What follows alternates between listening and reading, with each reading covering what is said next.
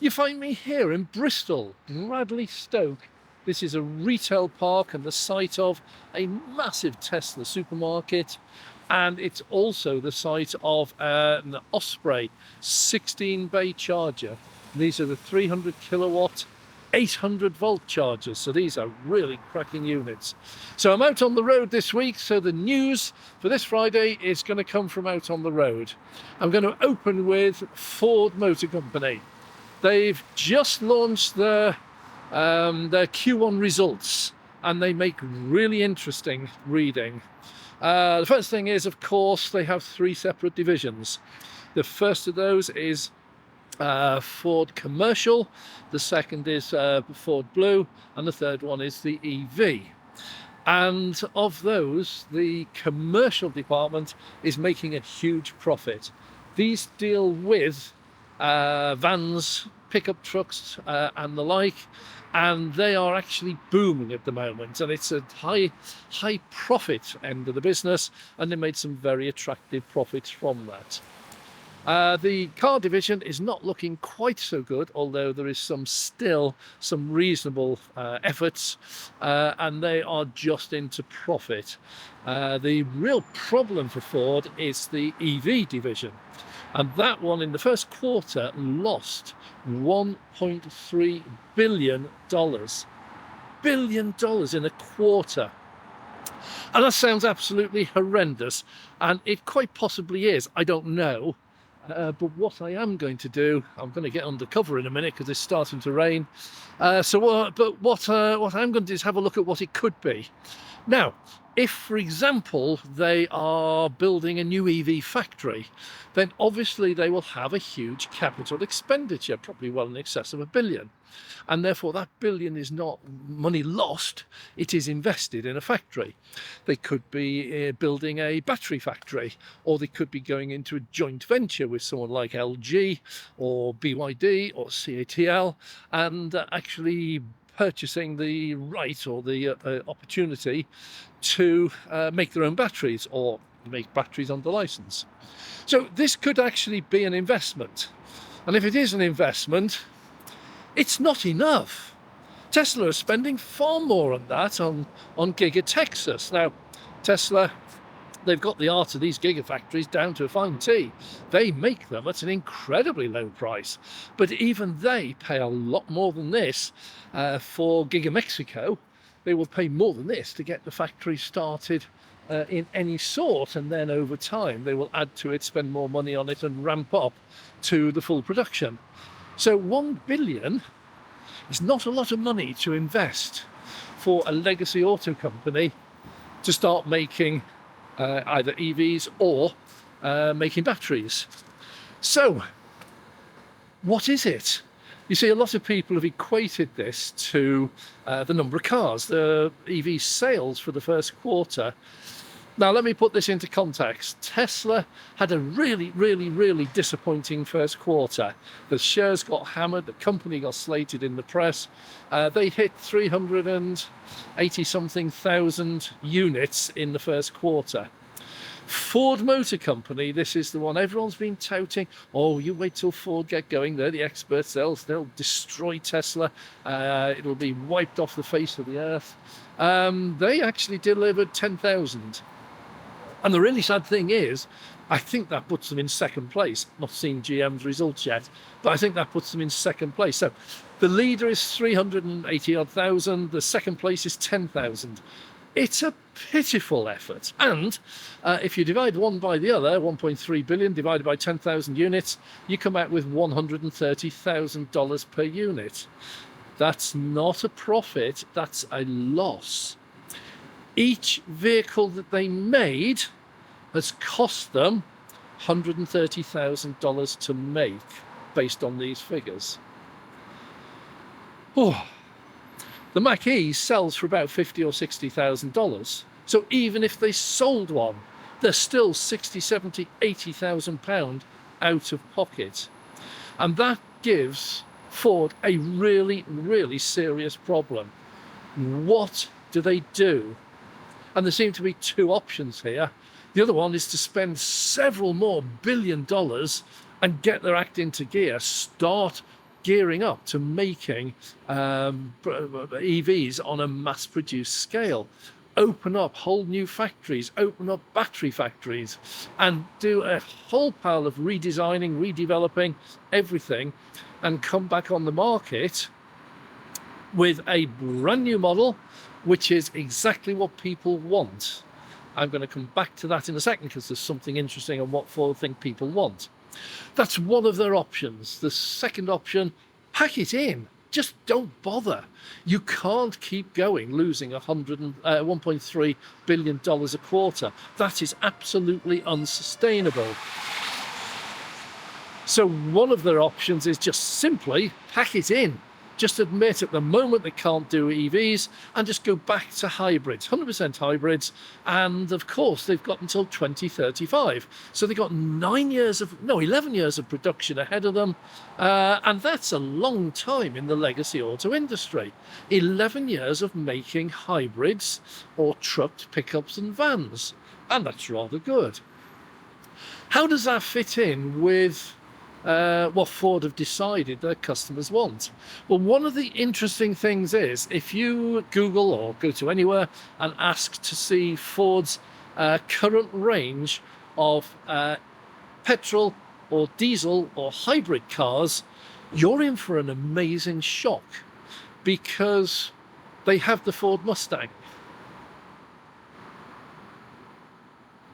And there's one other that I haven't heard of. Ford no longer make cars for the masses. Ford Motor Company in the UK, we remember them for Fiestas, for Focuses, for Granadas, for Escorts, for Cortinas, for everything was cars, and occasionally they make a transit van.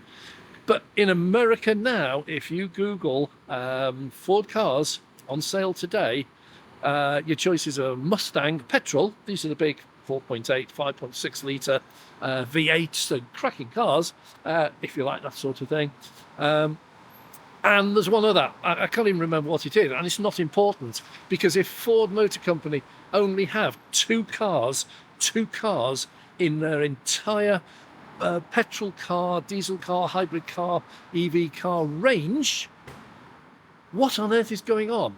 They have clearly decided that cars are not the future for Ford. Now, where do they make the money? They make the money on pickup trucks and commercials. But let's forget commercial for the moment. Most Americans seem to prefer their pickup trucks, and they do remarkably well on pickup trucks. But they are just abdicating the entire car market to the likes of Toyota and Honda and Suzuki and Fiat, you name it, everyone else other than Ford. So they've just abandoned the big market, or what used to be the big market. So when it comes back to EVs, what's Ford going to do? Are they going to make a decent range of cars, EV cars, for the Ford domestic market in America or elsewhere, and buck the trend of what Ford Corporation is doing, which is not making cars for the masses and concentrating on the high-end pickup trucks, the F-150s, the 250s, at anything up to $100,000 a piece. They've abandoned the market, and that's why, for many, many years, Toyota was the #1 seller in America. It's not that they were better than Ford, it's just that Ford didn't make any cars worth mentioning. There were a few, but again, if you look in the top 10 of cars on sale or sales figures this year, not a single Ford car in there. If you look over the last year, sort of Ford Mustang petrol creeps in right at the very bottom. So there is a problem with Ford, and that is they're not entirely sure where they're going. The corporate division's doing well. The pickup truck they think is doing well, although all of their dealerships are stacked with them and the dealers complaining they can't sell them, and they've just abandoned the car market. So why would Ford come back with a car as an EV or a range of cars, which is what's needed. Best-selling car in the world at the moment is a Tesla Model Y. This is a car. It's an SUV, but it's a car. Next best-selling car is the Tesla Model 3. It's a saloon, a sedan as they call them over there. None of those are pickup trucks, and none of those are available from Ford as direct competition. Ford seems to be going to a really strange place, and I'm not sure where they're going. Anyway, enough about Ford. Okay, so we're going to go back to Stellantis. Stellantis, largely like Ford in a lot of ways, they just don't know where they're going. People will remember, I hope, my sweet reference in the last video. And Stellantis is still at it. They complain, Carlos Tavares, the CEO, complains about China, and then half his members, Fiat and Peugeot and others, start doing deals with Chinese to be able to sell EVs in Europe. And of course, at the moment, Stellantis themselves as a group have joined up with Leapmotor. That's a joint venture, that's a Chinese organisation, and they're going to start making their mini cars, their smaller cars, and it's called the CU10 SUV that'll be out later this year. And it's designed specifically to challenge people like Dacia, Renault, and Seat, some of the others, which are taking a good part of that small market, plus some of the Chinese. And the Chinese, for example, BYD are coming out this year with their Seagull. That's going to be an $18,000 car. And so there's a big market at this end. Fiat failed dismally, Fiat part of Stellantis, with the Fiat 500 EV. Cracking little car, just a silly price. It was never going to sell at the price they were charging for it. They'll always sell some. Everybody will buy something if they fancy it, but it was never going to be a mass market car. This one, they're hoping will. So Stellantis have invested $1.5 billion, and they've got a 20% share of Leapmotor, and the two companies set up a joint venture called Leapmotor International. Stellantis holds 51%, and they get the right to build, export and sell Leapmotor products outside China. Now, very simply, what's effectively Stellantis has done is bought a Chinese factory, Leapmotor, and they own 51% of it. They're not allowed to own 100% of it because that's not the way China operates, except for Tesla. They were an exception. But you have to have a joint venture. So they've made a joint venture, Stellantis the major partner, and they have a license now, whatever they make over there, to sell into Europe. And because Stellantis is European based, and therefore they now have a right to sell cars into Europe, and I'm sure they're going to be tariff free. But Tavares is asking for tariffs on Chinese imports. It's a strange world, isn't it? And nobody quite knows exactly what's happening. Oh, we've got quite an interesting little thing here. Let's show you this. Quite what's going on here, I don't really know.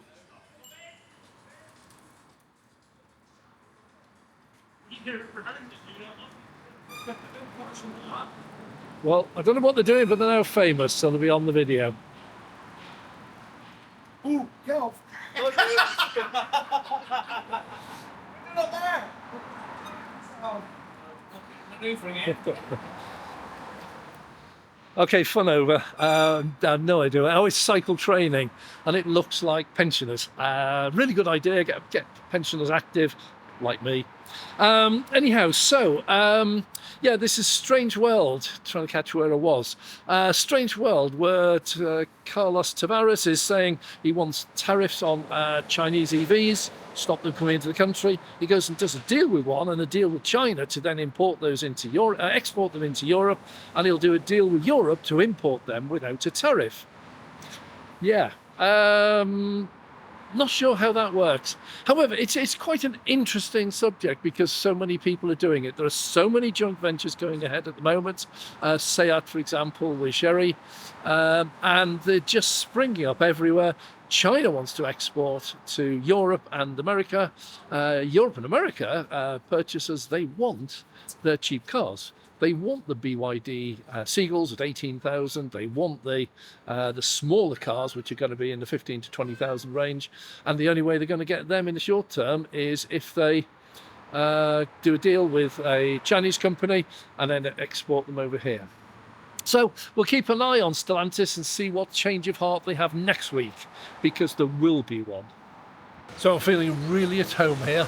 I'm sheltering from the rain underneath the canopy of McDonald's on one side, and then just round behind me we've got a Starbucks. Oh, heaven! I don't know where to go next. Anyway, just to carry on with the news. Aston Martin are hitting the headlines at the moment. Any of you Formula One fans will find that there's a lot going on at Aston Martin. Not all of it good, but they seem to have more money for Formula One than they do for the Aston Martin car division, which seems to be a bit of a slump. The latest figures, they've phased out one of their cars because it just wasn't selling. That's one of the advantages, and they're introducing new ones, but the sales have slumped quite dramatically. Their sales are down 26% from last year. So they posted a larger than average first quarter pre-tax loss, and made fewer cars and burned through a lot more money than anyone had thought. Not entirely sure what's going on. First of all, they launch an EV, then they say they're not going to do it, then they put it back, then they go back to one of the pure petrol ones, and then they discontinue that. It seems a little bit lost at the moment, and that's down to Stroll, the owner. He's the one who owns that and Formula One team, the Aston Martin team, with Fernando Alonso driving and his son Lance Stroll. So Aston Martin going through a little bit of a rough time, and it's a shame because they are still made in the UK. They are still very nice cars. There is a market for them. They just have lost their way. So we'll see where that brings them over the next few weeks, but not looking good. And of course, in the Formula One world, Stroll is trying to sell off part of the company to raise funds. Is this telling you something? It's got a very valuable company and there's a lot of buyers for it. But it's probably not good news for Lance Stroll, because he's only there, everyone says, because his daddy owns the team. And as soon as daddy loses controlling interest in the team, there's a lot of the new owners will start asking for, hey, we want a better quality driver. Now, Lance is a good driver. He's got points. He finishes quite well in some races, but he's not up there with the likes of Alonso, Hamilton, Verstappen, Carlos Sainz, Lando Norris. These are all drivers that would welcome a chance to get into a car like that. So they're in Miami this weekend, and we'll see what happens over there. Bad news for Mercedes, they're just going nowhere at the moment. So yeah, poor Lewis. He's already said he's leaving, but I bet you he wishes he could leave right now, because there's not much chance of him winning a race this year. A couple of flukes where things have gone wrong for others, and he's got a few more points, but not looking good for him. Anyway, I'll be watching the Grand Prix this weekend. Now, in the headlines again today is Germany. And Germany's a real dilemma at the moment. You've got the Tesla factory gig at Berlin. You've got BMW doing passably well. You've got Mercedes and VW absolutely bombing. Nothing left for them. Volkswagen just announced a massive 20% drop in sales in China. They've literally dropped out of the market over there. Nobody's buying them. But NIO has decided to set up a software centre there. And this is interesting because the future of EVs is what they call software-defined vehicles. These are vehicles that don't have as many mechanical controls, but do have a huge number of software controls. So it's a bit like a tablet. From a tablet, you can turn your printer on and off, you can turn your webcam on and off, speakers on and off, everything. It's all software driven, and you have mechanical devices at the very end of the chain. Traditional cars, legacy auto, have always had a mechanical link. So a throttle pedal, accelerator pedal, will have a cable that goes through to fuel injection or carburetor, whatever it is. Same with windscreen, with window winders, electric windows. They will have an electrical link, a cable that runs between one and the other. And so they are limited by what the cable can do. In the future, a lot more is going to be done with software. And that's interesting because it does open up a new revenue stream for them, simply because if you can start adding extra things that you hadn't thought of at the time, I don't know, for example, windscreen wipers, you give them a slow, medium and fast speed, and you give them two intermittent speeds. And then halfway through production, you suddenly find out everybody says the intermittents are too slow, they need to be speeded up a little bit. With software developed vehicles, that's easy. You just send an over-the-air update, you tell it you want a middle range or a higher range or a lower range, job done. But there are some things that you can actually charge money for. So if you've got a nice display in the middle and you have, let's say, Google Play, CarPlay, or Android Play, or Apple CarPlay, and sometime in the future you snap up a deal with YouTube, and they say, yeah, we'll license our software for you so you can put it in your car. You can then, 2 or 3 years down the road, after you've sold the car, you could then offer your customers, look, if you want to have YouTube on your car, it's going to cost you £5 a month, £10 a month, or whatever the figure is. So these are add-ons that you can add at a later date. And these are where the car companies are going to start making serious money. So there's a big attraction for this, and NIO are opening up a centre so they can develop this, and they're opening it up to customers, asking the customers, what do they want? What do the customers want out of a software developed car? What features? What's important? What isn't important? And they're doing a big consultation, big fact gathering exercise, and at some point they will then start working out what people are going to get for free, included with the NIO cars, and what is going to be a chargeable extra, either right away or in the future. So interesting development with software development, software-defined vehicles. They're all heading this way. The main reason, though, is one of cost saving.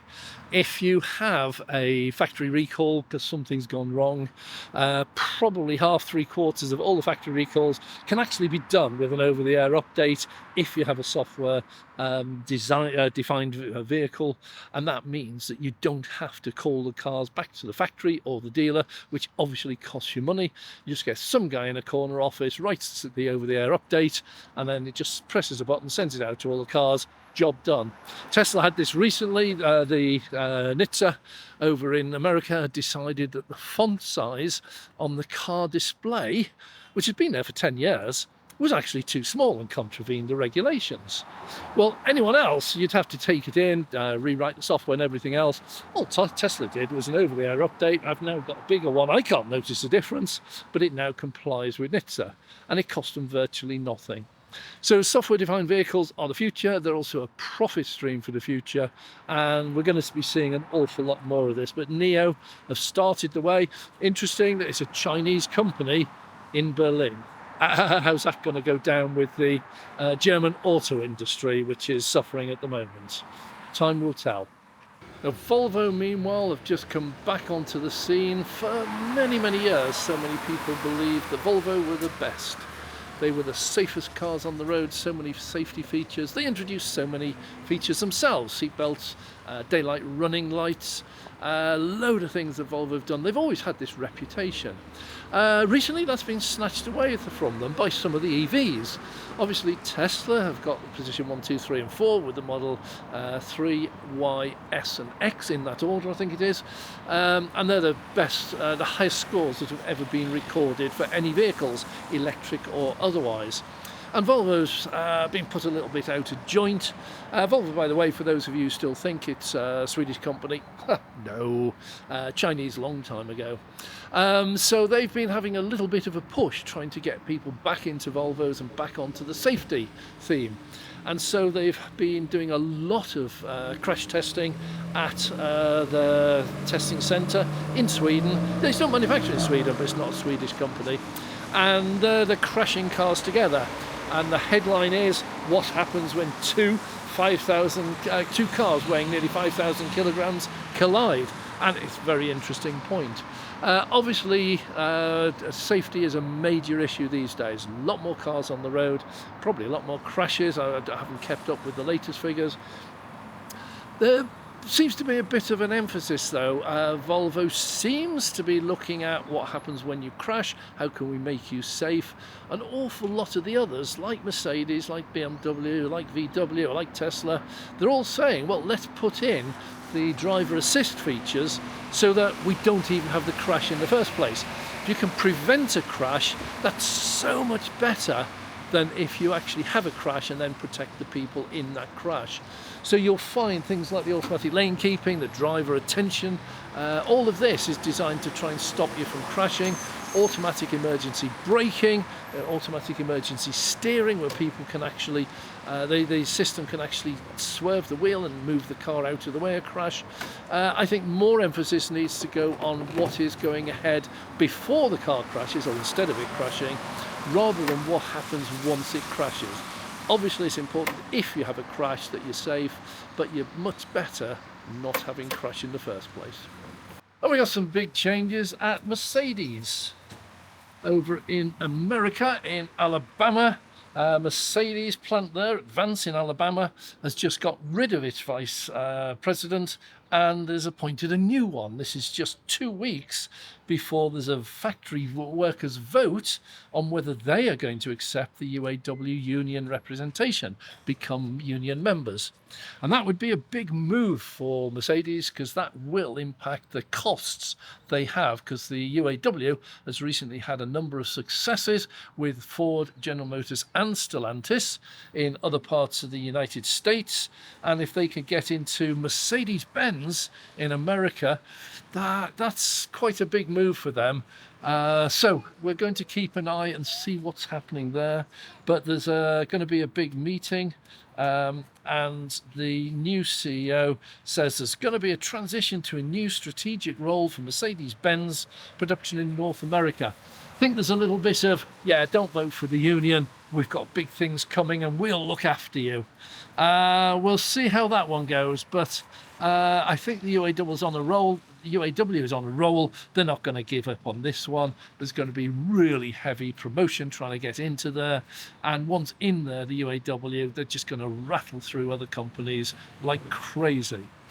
I'm not anti-union. I am anti-union where they force themselves on people. If people want to become members, absolutely great. They should be able to. I disagree with the principle that if 51% of half the workforce vote for union members, everyone in the company has to then be a union member. It's not democracy in my mind. However, that's the way they work. As long as they hit a minimum quorum of people, a certain number of people actually vote, and as long as 51% of those actually vote for union membership, it goes through, even if that's only 5% of the entire workforce, because the rest couldn't be bothered to vote. Anyway, getting a bit political, but this could be big for Mercedes. It could be really big for Mercedes, and a lot more trouble at a time when they're not doing that well. And once again, we can't really keep away from Stellantis, but Fiat are announcing everything's going to happen. They announced that they are well in favour for getting things right this time. The CEO is Olivier Francois. Fiat is obviously a member of Stellantis Group. But they're now coming back with a vengeance, and they are telling us they're going to be launching a Fiat 600 small car, not the 500. They're going to be bringing out the 500e full electric mini car again, and 4 other models in the pipeline, including a larger version of the Fiat Panda EV sometime this summer. So again, confusion abounds. Fiat had a venture into the EV world with the little Fiat E500. They sold a few. It was quite a popular niche little car, but it wasn't a mainstream car, and it should have been, because that is the sort of car that a lot of people want. These EVs, these little mini EVs, they should be down in the £15,000 to £20,000 range. That's their range. They should be nowhere else. And if they're in that price range, they will be absolutely directly competitive with the petrol cars. So you can go into a Fiat showroom and you can have a look at a Fiat 500 petrol, Fiat 500 hybrid if they do one, and a Fiat E500. And if they're all roughly the same price, people can at last make the choice. Which is best for me? I'm not buying on price. I'm not discounting the EV because it's ridiculously dear. I'm going to look at them properly and decide which one suits me. When they are like that, and they have a direct compatibility with the ICE counterparts, that's when you're going to start seeing people really looking at EVs and going, you know what, now they're the same price as the petrol version, I think that makes an awful lot of sense, and we'll have a look at one. In fact, we'll buy one. It's always an experience to get out and see different areas of the country. And here we are in Bristol. This is an area called Bradley Stoke, and it is a magnificent specimen for a retail park. Starting straight in front of me, my favourite, this gets my thumbs up straight away, McDonald's, followed closely by a Starbucks just up the road. This is a simply massive car park, and over the top end there are shops like Pound Stretcher, Pets R Us, Food Warehouse, Boots. There's all sorts here.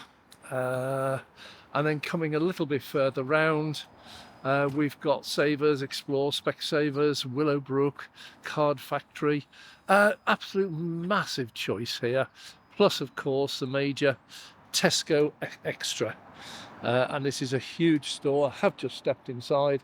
Absolutely massive inside, all brand new, beautifully laid out. Parking really quite impressive, huge amount of it, absolutely huge, and it's so big it's zoned, so you have to remember which zone you've put your car in to be able to find it again, because otherwise you could be wandering around here literally for hours.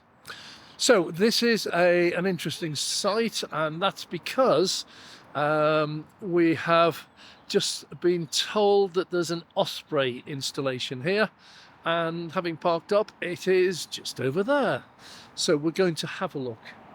And there are 16 chargers here. These are the classic Ospreys with the spring support for the cable. So these are instantly identifiable. They're Kenn power units, so they're bright orange and grey, and they are a really attractive looking unit.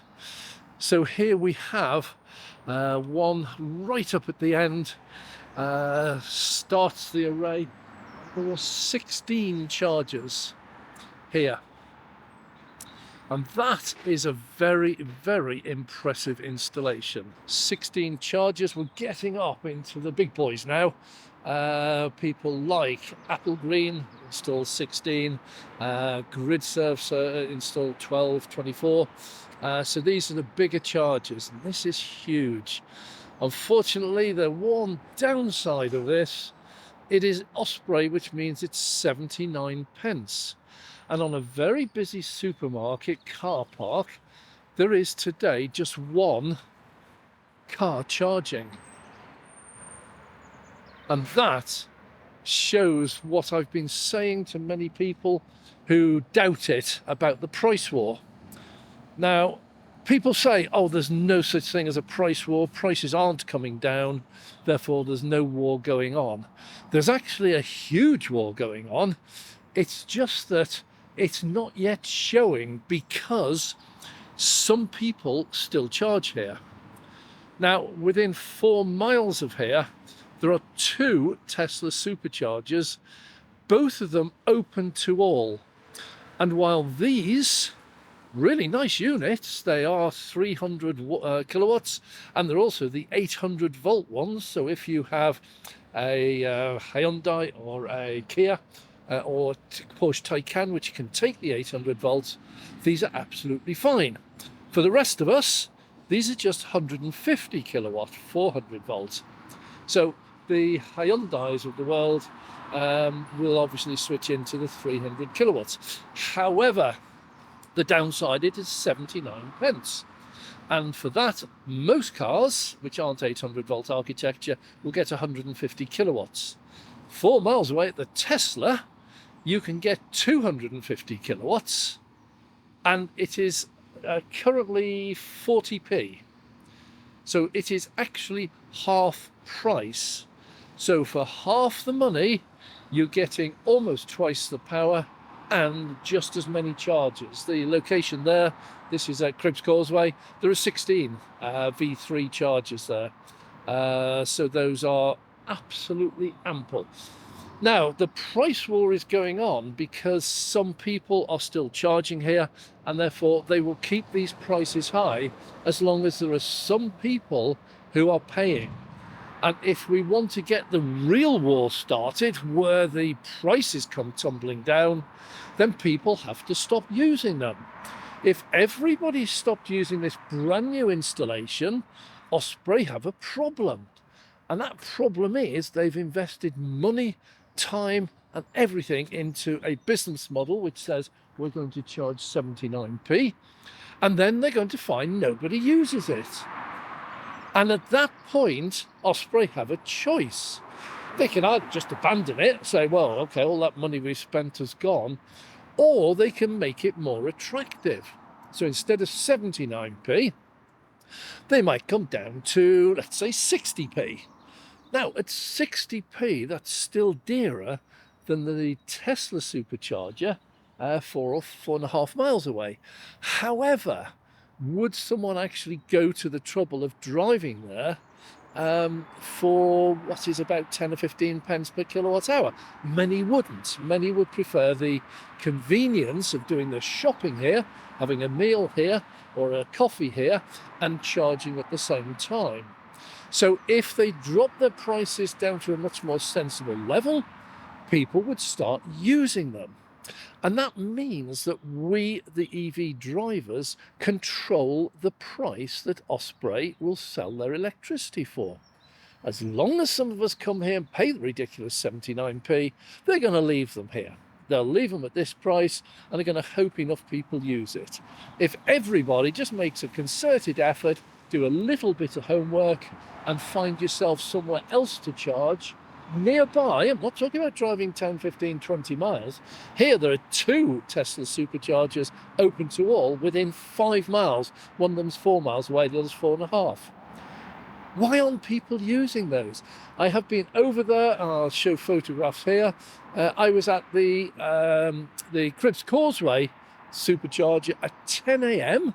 on Wednesday, and it was absolutely deserted. I was the only car there. There were 16 chargers there, all V3s, the 250 kilowatts, open to all, and I was the only car there. And I've just come past it again this morning on the way here, and on the way to the Cribbs Causeway supercharger, I actually stopped off at the McDonald's. And that one had outside it 4 Instavolt chargers. And the Instavolts, if you remember, they're even worse than Osprey. They charge 85 pence a kilowatt hour, and they were full. When I drove past, there were 4 cars there. By the time I turned around, came back, there were 2 there, and one was actually pulling out. The other one was still there when I left. I finished filming. But 100 yards away was a Tesla supercharger. At that time, non-member rate was 30p. And they were charging at 85p. Now, I did say in that video, if it was me, I'd go into McDonald's. If that's where I was heading, I would get my meal, I'd get my coffee, and I would then jump in the car, drive around to the Tesla supercharger, plug in and eat my meal and coffee in the car. And I would be paying 30 pence a kilowatt hour, while other people outside McDonald's were paying 85. I just find it crazy. I have to say, I love the location, I love the idea, I love the power of the chargers. Everything's right, because here, this is an area, it's called Bradley Stoke, and it is a massive, massive housing development.